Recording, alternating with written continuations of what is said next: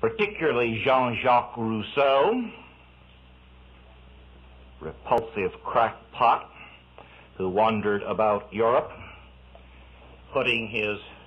secretly, clandestinely leaving his bastards in foundling institutions, and then going home to meditate on how pure and virtuous his heart was, incidentally leaving his illegitimate offspring in foundling institutions maintained by the Catholic Church, and then going home to attack all organized religion. In a moment of rare candor and lucidity, Rousseau told Boswell the truth when he said, "I live in a world of fantasies, and I cannot tolerate the world as it is." Hence comes the myth of the noble savage, which came around to the myth of the noble despot as its parallel. On the one hand, you have the Rousseauistic tendency to dream of a beautiful world in which all you have to do is lie under the breadfruit tree and wait for the breadfruit to drop into your mouth, spending your time between drops of breadfruit in the joys of promiscuity. But on the other hand, you have the slightly more advanced form of primitivism. It wants to get back not to the utterly impossible anarchy of the Polynesian islands, but to the noble despot, the Pharaoh again, who will shepherd well the cattle of God. You will find some very good indications this tendency in 18th century thought among the philosophes.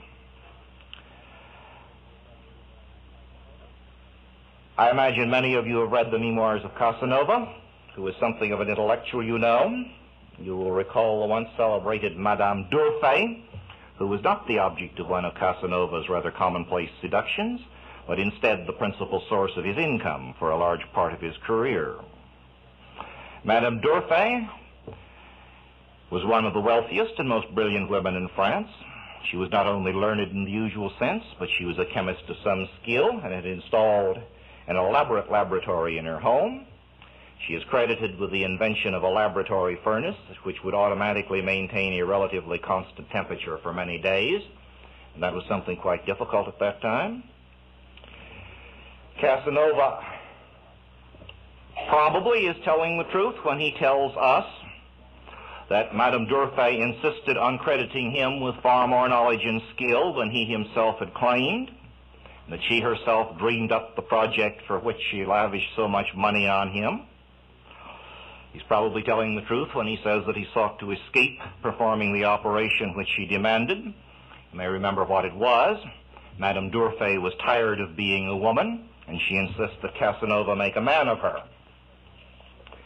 She firmly believed that was possible because she had the same superstitious faith in the wonders of science that we see among our contemporaries. And of course, she eventually killed herself with an overdose of drugs intended to hasten the wondrous transformation. Casanova justifies himself, you will remember, by saying that if he hadn't fleeced the old fool, someone else would have got her money. I think that is a prime motive in socialist agitation in all recent history. You're opening up a career for someone to fleece the general public of its money. We may think Madame d'Urfé a fool for having believed in the possibility of such an operation, but was it after all much more fantastic, much more contrary to the ascertained and obvious facts of nature, much more irrational than the tommy-rot about noble savages, brotherhood, equality, world courts, and the like, that some of her contemporaries, notably Rousseau, Helvetius, Saint-Pierre, and their kind, were busily peddling to persons as credulous as she? I think we can trace socialism in modern times down to the coming of Marx, after which it ceases to be a doctrine and becomes a pretext for conspiracy. Before Marx, the great name is that, of course, of Henri de Saint-Simon. I put him before you particularly because there is available an excellent biography by an American scholar, Mathurin Dondo.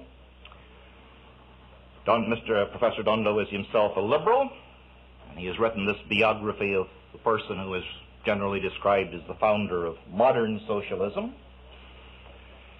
Dondo, however, is not a full liberal. He recognizes evidence when he sees it, and he reports it without untruth. He has consequently shown us what kind of man Saint-Simon was. He was, to put it briefly, a pathological liar who seems never to have told the truth about anything when he could possibly avoid it. He was an unprincipled opportunist who lived under every government in France from the Ancien Regime to the Restoration, and more agile in conscience than the Vicar of Bray. He proclaimed that each new government was the realization of his long-cherished ideals, and went on proclaiming it so long as he had the prospect of getting regular handouts from the Treasury. He was a debauchee, given to abuse of alcohol, narcotics, and women, and while we may pardon men for almost any sensuality, our stomachs must turn at the thought of the hypocrite who makes his vices odious by claiming that his debauches are the result of a high-minded urge to do sociological research. Saint-Simon was from the first either a conscious fraud or subject to hallucinations, for he used to go into dark rooms and hold long conversations with Charlemagne, who he said was his ancestor. Saint-Simon had wonderful revelations in that dark room, reporting, among other things, that Charlemagne's ghost was simply tickled to death, that Saint-Simon, his lineal descendant, was the greatest philosopher of the modern world. Saint-Simon was also a resourceful man with a fine sense of social values. After he had talked a wealthy businessman into endowing him with an annual pension, he went on to seduce or compromise that man's wife and so increase his income by levying secret blackmail on her. All this and more Professor Dondo reports in his book, but at this point he comes up against the pet superstitions of our contemporary intellectuals. For 150 years ago, Saint-Simon, while he was extracting fast bucks from the boobs, fast francs from humanitarians, put out a lot of bunk that is still fashionable. He denounced colonialism and said that it was the duty of prosperous nations to provide technical and financial assistance to underdeveloped countries so as to industrialize the whole world and make everyone as happy as larks. He proved how awfully simple it was to abolish poverty everywhere by applying science to the twin problems of raising everyone's standard of living and organizing social justice everywhere to ensure world peace. He proved conclusively that by the year 1814, modern weapons had become so destructive that war was simply unthinkable, and he was a vociferous apostle of a United Nations to replace war with world cooperation. This stale old nonsense is, of course, still the stock in trade of the liberal establishment, which hasn't had a new idea, just as it hasn't learned anything in 150 years. This, I think, will bring you up to the coming of Marx. And with Marx, you reach the period of the international communist conspiracy, in which socialism is merely a front, a pretext, a disguise for world conquest, and you have Marx's program not intended to be taken seriously as an intellectual analysis of economy, but as suggestions for the destruction of society. Marx knew, and the intellectuals who promoted it in this country knew when they promoted it, what the income tax, for example, was supposed to do. But you will remember how that was promoted. The public was deluged with articles pointing out that anybody with a big brain could see that there was no danger in the income tax because the income tax could never exceed 5% on the income of millionaires. Couldn't exceed that because no government could conceivably spend more money than that. And so they told the American people, just come, little boobies, stick your heads in the noose and we will do you lots of good.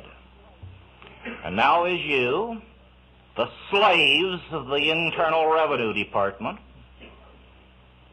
realize what it means to have that noose about your neck.